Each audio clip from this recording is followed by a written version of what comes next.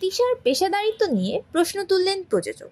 জনপ্রিয় ছোট পর্দার অভিনেত্রী তানজিন তিশা সম্প্রতি ভারতীয় পরিচালক এম রাজের ভালোবাসার মরশুম সিনেমাটি ঘিরে তৈরি হওয়া বিতর্ক ও সোশ্যাল মিডিয়ায় ছড়ানো ভুল তথ্যের বিরুদ্ধে কঠোর অবস্থান নিয়েছেন।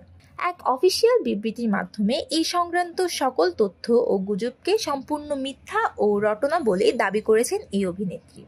তিশা তার বিবৃতিতে জানিয়েছেন, ছবিটির শুটিং উপলক্ষে তার বিদেশ ভ্রমণ সংক্রান্ত যাবতীয় দায়িত্ব যেমন ভিসা প্রক্রিয়া সম্পন্ন করা, ফ্লাইটের টিকিট নিশ্চিত করা এবং সেখানে থাকা খাওয়ার ব্যবস্থা করা চুক্তিনামা অনুযায়ী সম্পূর্ণরূপে পরিচালক ও প্রযোজকের উপর ন্যস্ত ছিল। এর কোনো ব্যত্যয় হয়ে থাকলে তার দায়ভার প্রযোজনা সংস্থার। তবে এই বিতর্কের সূত্র ধরে ছবিটির প্রযোজক শরীফুল সাবেক ভারতীয় গণমাধ্যমে পাল্টা অভিযোগ তুলেছেন।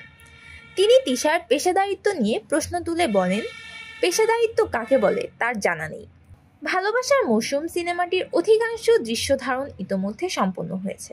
এই ছবিতে মুখ্য চরিত্রে অভিনয় করেছেন বলিউড তারকা শর্মন যোশী, সুস্মিতা চট্টোপাধ্যায় এবং গৌরব রায়চৌধুরী।